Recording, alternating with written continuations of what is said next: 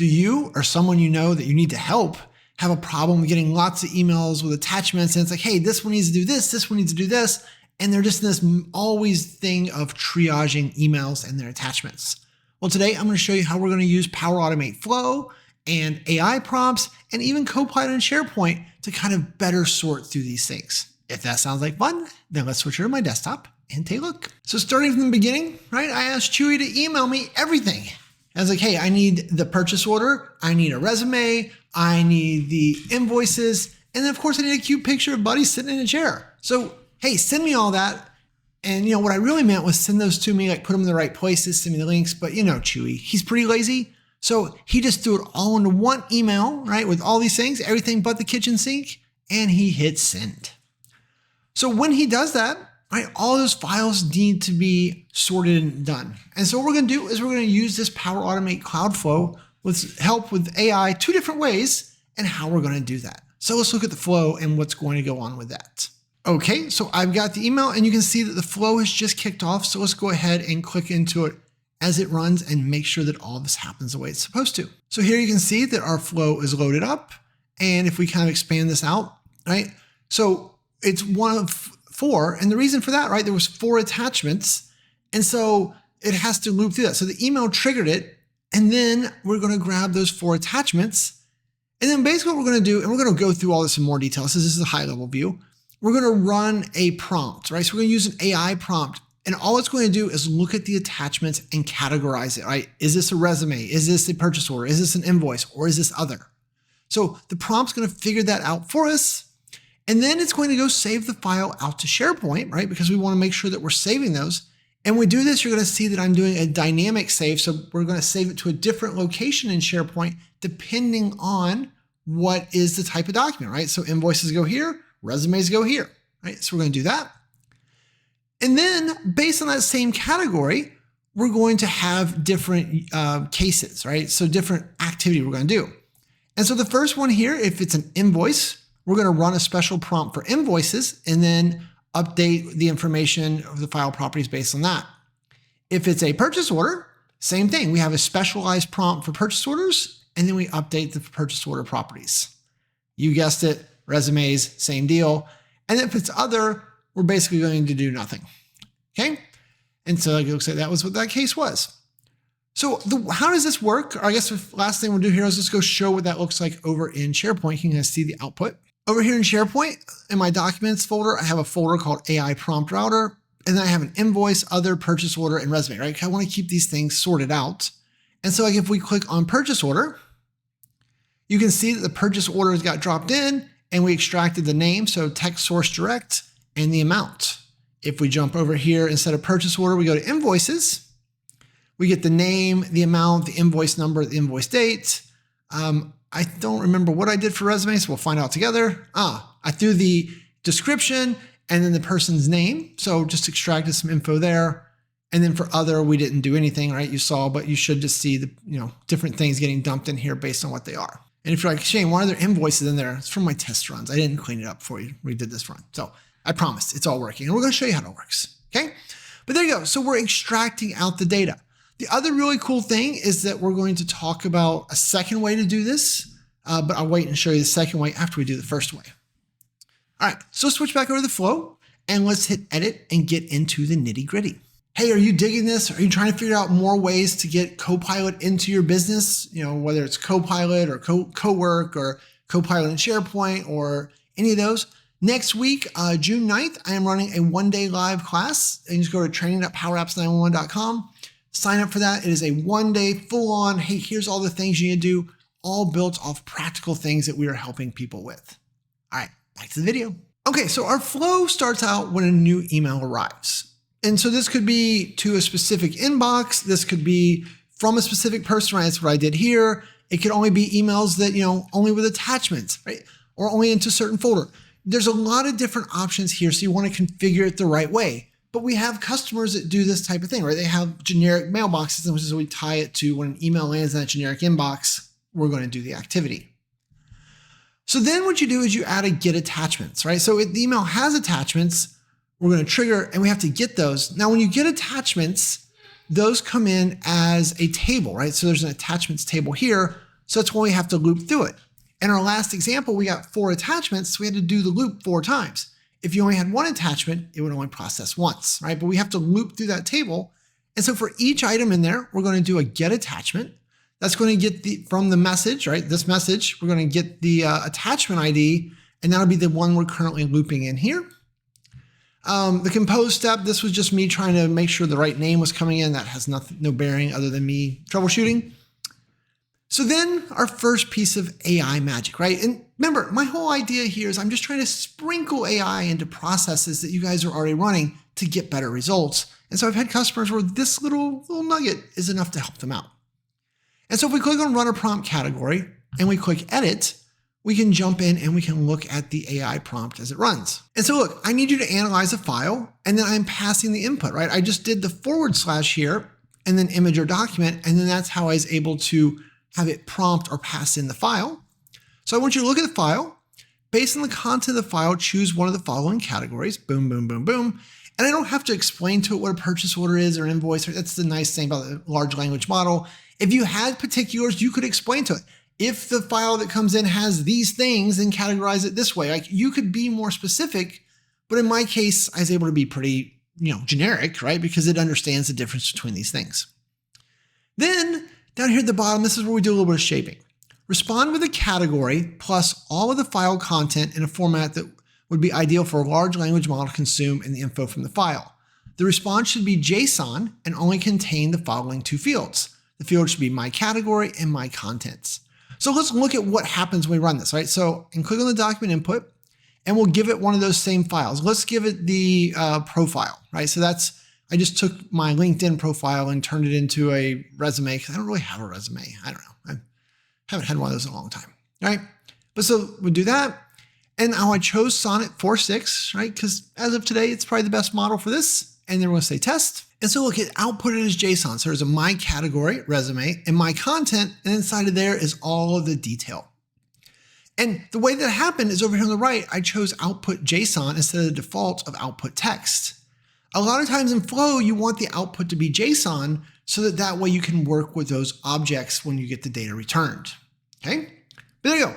That's how I set this up. Remember, this could be as robust as you want, but also don't overdo it. Sometimes people write like 10 pages of instructions, I feel like, and they work great, but the problem then is that, all that has to be ingested, processed, and thought about, it uses more credits, right? This is all credit-based. So we want to try to get this as tight as possible. The same when you're choosing models. You want to try to figure out which is the smallest model that you can get to do it, right? Like if I was to use, Opus 4.6 with its, deep reasoning, yes, it's a smarter model, but it is a lot more expensive to run and I don't need it, right? Like in reality, I could probably use the basic GPT-4.1 mini still here, and it would really cut down on my credits. So always try to use the smallest model that will get you the good results, okay?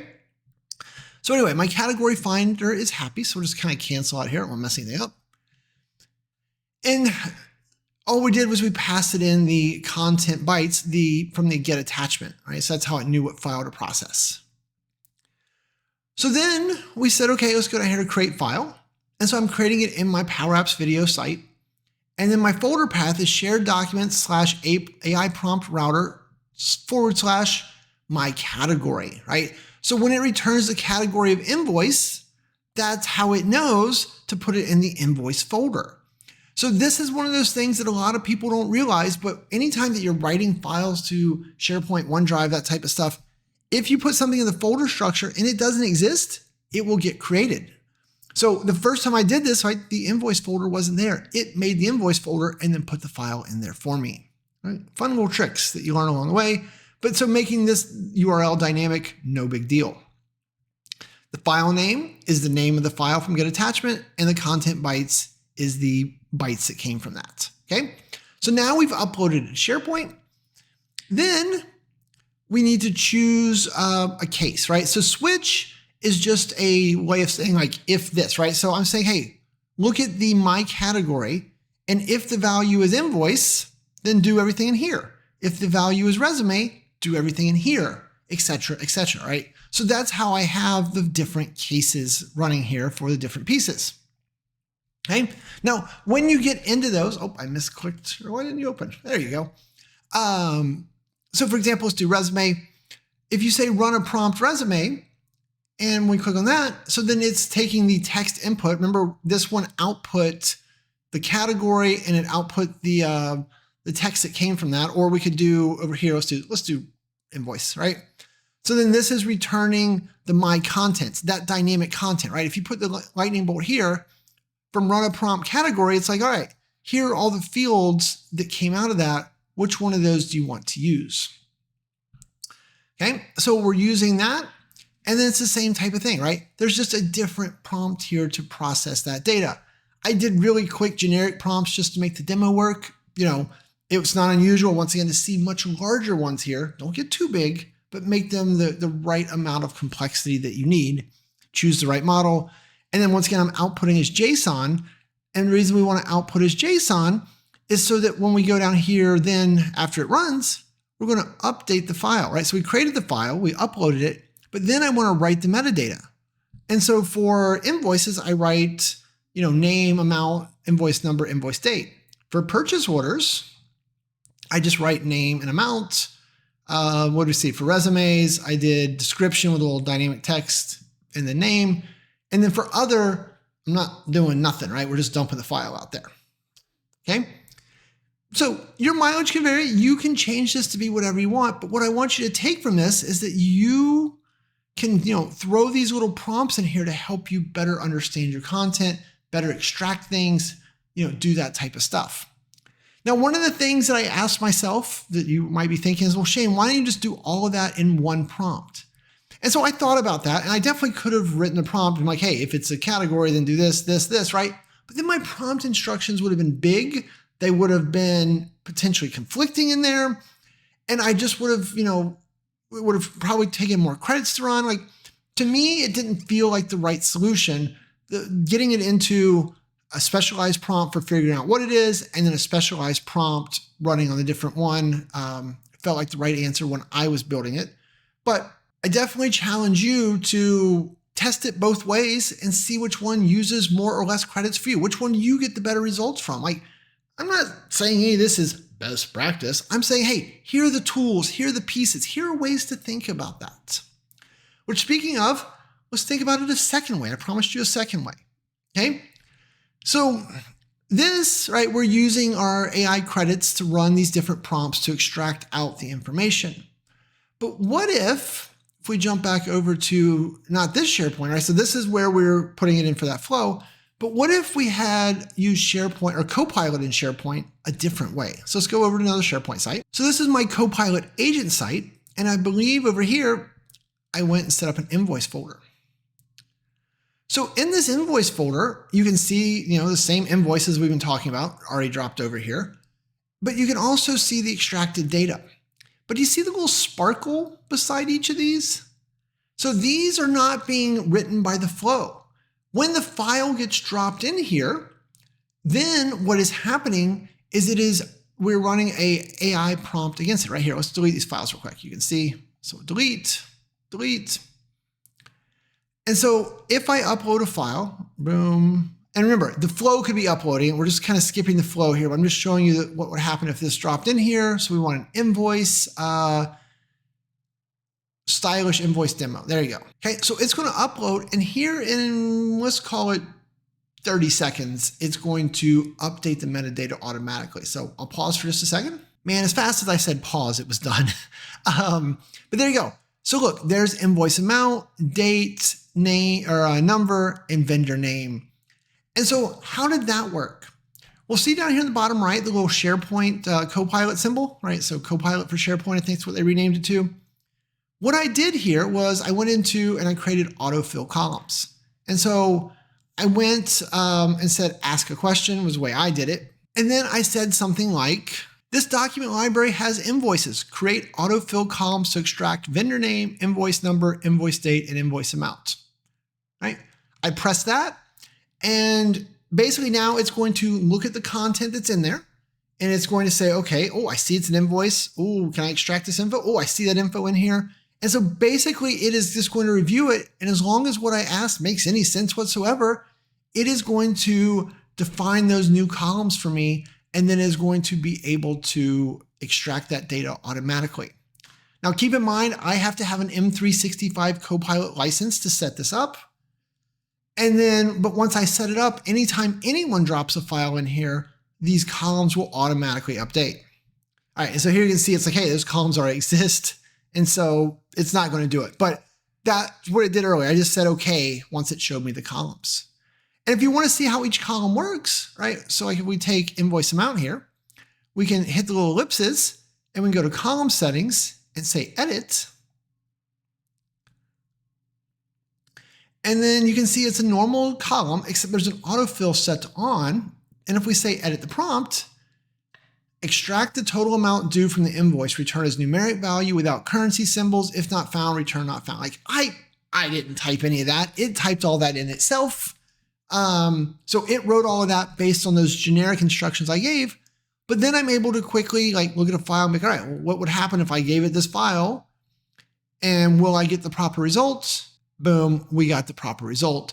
So autofill columns, like I owe you guys a video like end to end on those, but I thought they were really important to mention in this context if you have the M365 Copilot license, because now if you think back to this flow, right, if this flow just created all these files in the right folder or in the right document library, and then each one had the appropriate autofill column set up, right? We wouldn't have this whole second layer down here to write. We wouldn't have to run the credits to do all these things, right? Like all of that extracting of the information would just happen. So interesting, right? Once again, this video is meant to kind of get your brain going, I think I see where that can apply, because this is my thing for you guys, right? You want to be sprinkling AI. You need to be looking for ways to add AI to get maximum benefits with little, right? Like this isn't rewritten. This isn't an agent. This isn't a bunch of new stuff. This was a flow that the customer already had for, moving files around, just super simplified, because now I can just use an AI prompt, tell it what to look for, tell it to return that information, and then I can route the information there. So questions, comments, leave them below. I'd love to hear what you have to say about all this, but I think this is one of those things I'd really like to see more of you out there doing. And if you've got ideas for future videos I could do like this that you think would be helpful, let me know. And of course, here at Power Apps 911, we can help you with all of this. And with our new friends at TMC, we can even help you if this is something you want to do as part of your ERP system with your Dynamics Business Central. So lots of different options. Anyway, with that, I want to say thanks and have a great day.